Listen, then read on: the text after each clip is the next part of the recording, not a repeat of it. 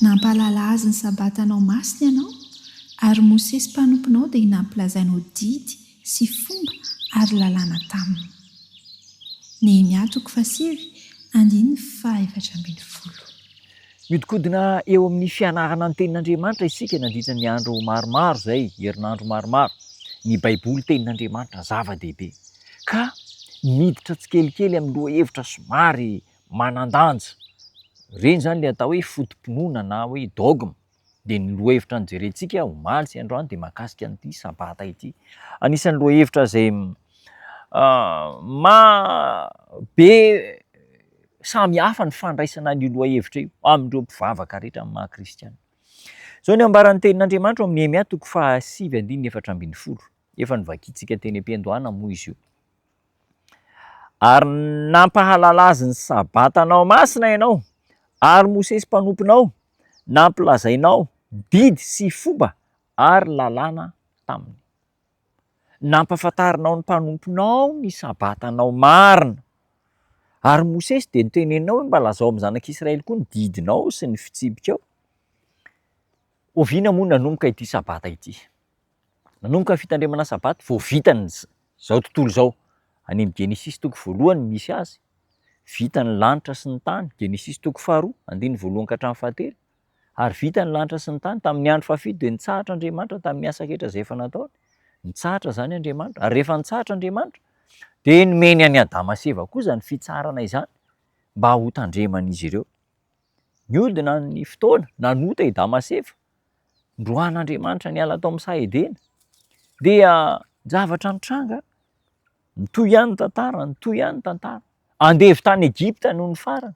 Satria na ny antony, haintsika ny tantaran'ny Josefa nandeha tany Egipta. Nanantena Andriamanitra fa mbola hijoro amin'ny fahamarinana ireo zanak'Israely ireo. Kanjo niala tonga tany Egipta dia ny fomban'ny Egiptiana no nataony. Adino zany ilay sabata, ilay andro fitsaharana. Dia nandritra ny fotoana maro, tavela tao Egipta izy ireo, 400 taona mahery.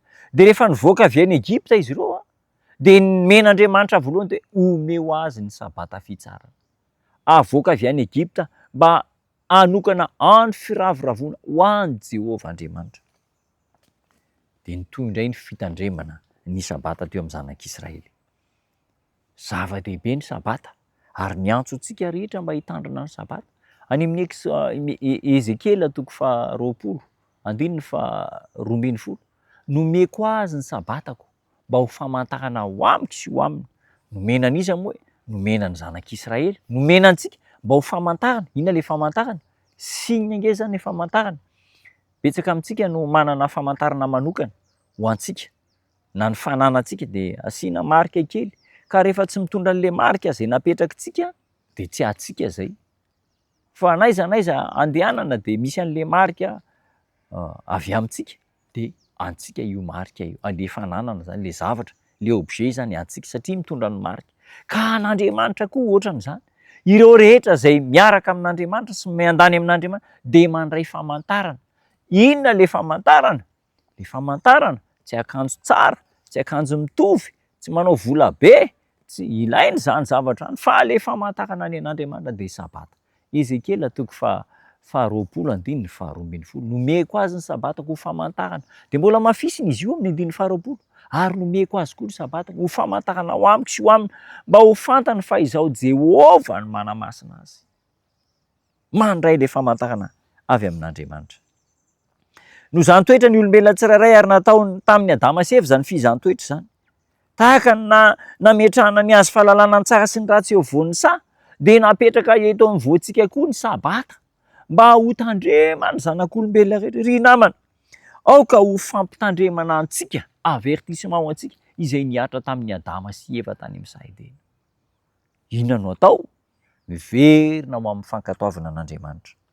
Mampianatra antsika izany tantarany Adama sy Eva zany, mba tsy hitokisantsika amin'ny vavan'olombelona mety maty na amin'ny anjely izay anafoana litera iray amin'ny tendrin-tsoratra iray amin'ny lalàna masin'Andriamanitra, dia mba ho foanan'Andriamanitra koa ny anjarany eo amin'ny azony. Noho izany, ao amin'ny Marka 2:2-7, ny sabata no natao an'ny olona. Ny heviny dia tsotra. Ny sabata no nomen'Andriamanitra ny olona. Fananana sarobidin'Andriamanitra nomenantsika. Ndao ary hitandrina ny sabata isika e. Amboarina ny programa rehetra rehefa tonga ny andro sabata, andro fafito faran'ny herinandro, dia anokana ny fotoana rehetra mba hiderana sy hankalazana an'Andriamanitra isika. Ho tahian'Andriamanitra ianao, ary ho an'izay efa mitandrina ny sabata dia atsara ao an-trano. Io manko azo tsaraina satria maha-olombelona mety misy foana ny lesoko. Atsara ao ka ho tandremana arak'izay sitrapon'Andriamanitra ny sabata. Aza manao zavatra tsy mety, tsy mendrika amin'ny andro sabata, any amin'ny tempolin'Andriamanitra mivavaka no tokony atao rehefa ao an-trano hiala ho any am-piangonana. Ary ho an'ireo mbola tsy mitandrina ny sabata, dia ny tenin'Andriamanitra ianarany soratra masina, andeha hitandrina ny sabata isika, andeha hivavaka isika ary. Saotranao Tompo fa nomeno hafatra lehibe izahay amin'ny sabata. Nomeno anay ny sabata ho famantarana ho aminay sy ho aminao, mba ho fantatray fa ianao no manamasina anay. Ampioneo hery izay ahafantatra ny tena marina momba ny sabatanao, ka hitsahatra satria zanakao. Da io ny tsiraray avy aminay, noho ny anaranao Jesosy Tompo. Amen.